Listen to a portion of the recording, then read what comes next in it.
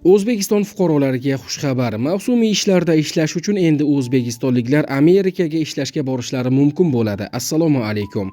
Kanalimizni birinchi bor ko'rib turgan bo'lsangiz, obuna bo'lishni, videoga like bosishni, izohlarda esa o'z fikringizni yozib qoldirishni unutmang. O'zbekiston fuqarolarini H2A dasturi doirasida AQSh qishloq xo'jaligi sohasiga jalb etish bo'yicha uzoq muddatli o'zaro manfaatli hamkorlikni yo'lga qo'yishga erishildi. Bu haqda Dunyo axborot agentligi xabar qildi. Ma'lum qilinishicha, O'zbekistonning AQShdagi elchisi Furqat Sidiqov LLC Recruiting kompaniyasi direktori Tudda Miller bilan uchrashuv o'tkazdi. Muzokaralar davomida tomonlar uyushgan mehnat migratsiyasi sohasida, jumladan H2A mavsumiy qishloq xo'jaligi bandligi dasturi doirasidagi ikki tomonlama hamkorlikni kengaytirish masalasini muhokama qildi. O'tgan yili AQSh hukumati qishloq xo'jaligi ishchilari uchun maxsus viza olishni soddalashtirgandi.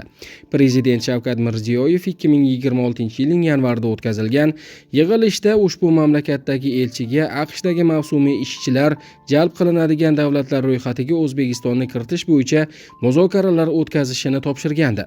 Tudda Miller O'zbekiston elchisining sa'y-harakatlari tufayli respublika fuqarolari ushbu dasturda ishtirok etishiga ruxsat berilgan mamlakatlar ro'yxatiga kiritilganini yuqori baholadi. Uning so'zlariga ko'ra, bu qaror Amerikadagi rekruting kompaniyalari va qishloq xo'jaligi mahsulotlarini ishlab chiqaruvchilarida katta qiziqish uyg'otib, xorijiy ishchi kuchini jalb etish sohasida amaliy harakatlarning yangi bosqichini ochib bergan deyiladi xabarda.